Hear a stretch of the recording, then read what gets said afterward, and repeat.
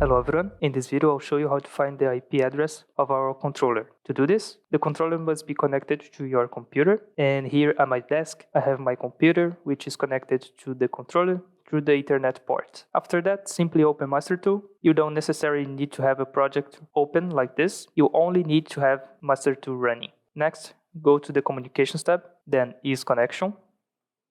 This will display the devices that are connected to your network interface, and as you can see, the PLC is listed here. And in this window, you can also view the controller's IP settings. You can also change the IP address if necessary. And you can see the PLC IP address, subnet mask, and gateway. With this information, you can configure your computer to be on the same network as the PLC so that the communication can be established, which is what we will do in the next video.